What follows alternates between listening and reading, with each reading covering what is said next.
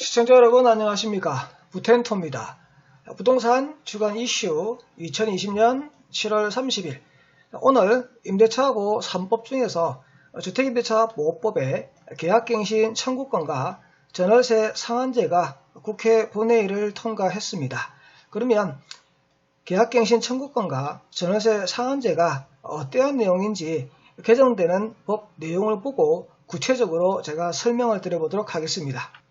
주택임대차보호법 개정 내용 첫 번째입니다. 계약갱신 청구권입니다. 6조의 3 신설법조문인데요. 계약갱신 요구 등이라고 해서 상가건물 임대차보호법 10조의 내용과 아주 유사한 내용입니다. 상인법 10조는 총 합산해서 10년을 넘지 않는다라고 해서 계약갱신에 대한 횟수에 대한 제한은 없습니다. 하지만 상가건물 임대차보호법과 비교해서 이 주택임대차보호법은 1회에 한해서만 계약갱신을 행사할 수 있다라고 그렇게 되어 있으면서 총 몇 년이란 합산에 대한 얘기는 없습니다. 그리고 갱신된 임대차의 존속기간은 2년으로 한다라고 해서 주택임대차보호법의 최단기간을 적용하고 있고요. 상가건물 임대차보호법 내용에 보게 되면 8가지 8대 사유라고 해서 갱신을 거절할 수 있는 사유가 나옵니다. 주택임대차보호법도 상인법과 마찬가지로 거절 사유가 나오는데 주택임대차보호법은 9가지 사유가 나오고요. 그게 상인법과 틀린 게 바로 여기에 써놓은 이 부분입니다. 이 내용이 주택임대차보호법 1항 8호에 나오는 내용인데 상인법에는 없는 내용인데 제가 한번 읽어보도록 하겠습니다. 임대인과 임대인의 직계존속 그리고 임대인의 직계비속이 그 임대차 목적 주택에 실제 거주하려는 경우에는 임차인의 계약갱신을 거절할 수 있다라고 되어 있습니다. 이 내용과 관련해서 법조문에는 이런 내용도 나옵니다. 임차인이 계약에 대해서 갱신을 요구해서 만약에 2년 살다가 2년 더 해서 2022년 11월 달까지 살 수 있었다라고 가정을 해보겠습니다. 근데 임대인이 거절을 해서 임차인이 갱신 못하고요. 나갔습니다. 그러면 임대인이 여기서 계속 살아야 되는데요. 임차인을 내보내고 여기 제3의 임차인을 갖다 넣은 겁니다. 이 제3의 임차인이 들어온 것을 계약갱신 거절당해서 나간 앞에 있던 전 임차인이 그러한 사실을 알게 되면 임대인을 상대로 손해배상 청구할 수 있다는 얘기가 나옵니다. 이때 손해배상에 대해서 당사자 간의 합의가 불성립하게 되면 1, 2, 3호 세 가지를 들어서 셋 중에서 가장 큰 금액을 손해배상액으로 하라고 되어 있는데요. 세 번째에 나와 있는 임차인이 입은 손해액이란 말은 말 그대로 임차인이 입은 손해액이니까 따로 설명을 안 드려도 될 것 같고요. 1호와 2호에 나와 있는 내용은 제가 별도로 다음 화면에서 설명을 드리도록 하겠습니다. 1호입니다. 월세가 있으면 월세의 3개월분으로 계산을 한다라고 앞에 1호에 나와 있었지만 월세만 있는 경우에는 그렇고요. 월세 외에 보증금이 있다 그러면 보증금을 환산 월차임으로 계산을 하셔서 이 보증금액과 월세 금액을 더하라 이렇게 법조문에 나와 있습니다.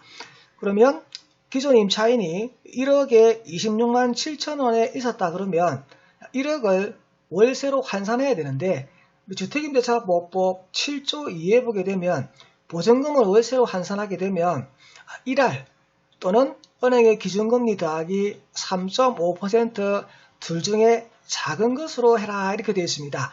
그래서 10%와 4% 둘 중에서 작은 것은 4%니까 보증금 1억에다가 4%를 하게 되면 400만 원이고요. 이것을 12달 1년치로 나누면 월 33만 3천 원입니다.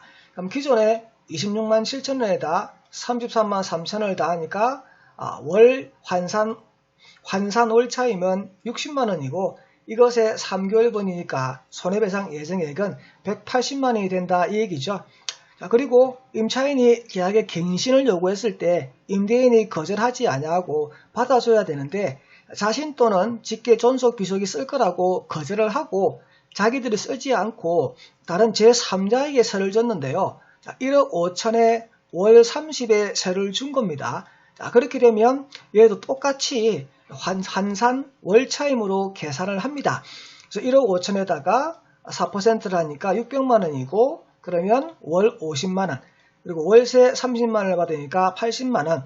자, 이 차액의 금액을 계산해서 2년분에 해당하는 금액을 손해배상액으로 한다라는 얘기가 바로 2호에 나오는 겁니다.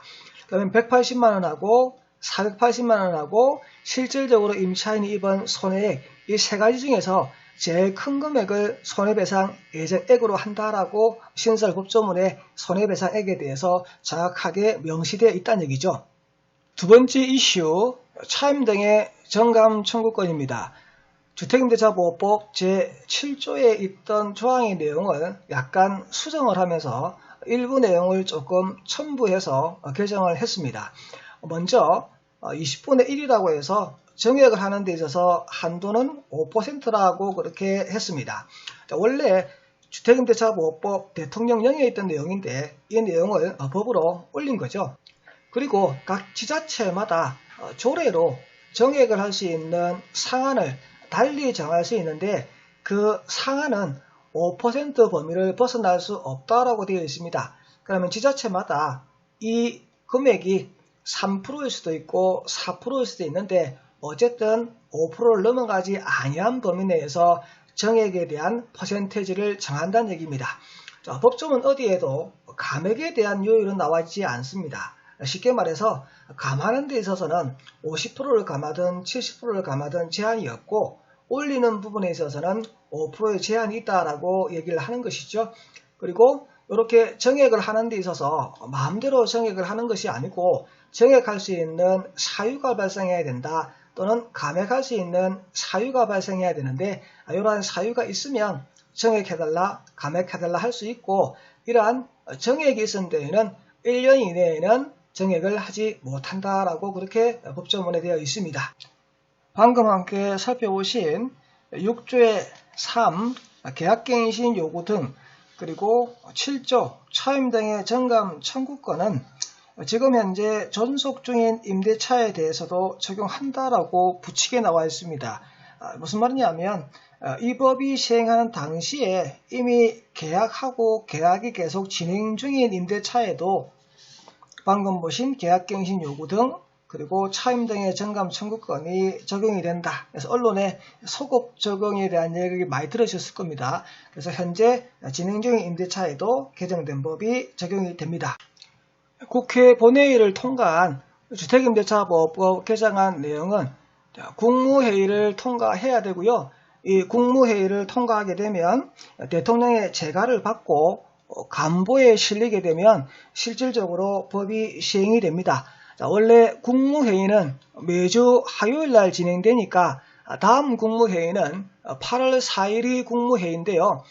지금 들리는 얘기로는 내일 7월 31일날 임시국무회의를 개최를 해서 주택임대차보호법 개정안에 대해서 국무회의에서 의결을 하고 대통령 재가를 통해서 바로 간보에 고시하면서 바로 법을 시행하겠다라는 얘기가 지금 들리고 있습니다. 아무래도 빨리 법을 시행하는 것이 그 법을 시행하기 전에 혼돈을 잠재울 수 있는 방법이라고 생각한 것 같습니다.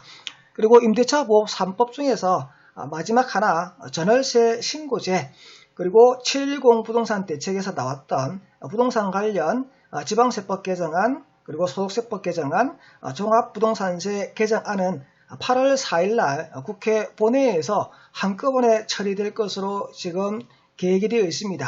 8월 4일 본회의에서 한꺼번에 처리가 되고 가면 다음 주인 8월 11일날 국무회의를 거쳐서 대통령의 재가를 통해서 간부에 실릴 것인지, 아니면 8월 4일날 국회 본회의 통과한 것을 또 임시국무회의를 열어서 바로 속행을 해서 또 통과시켜서 시행할지는 지켜봐야 되겠지요.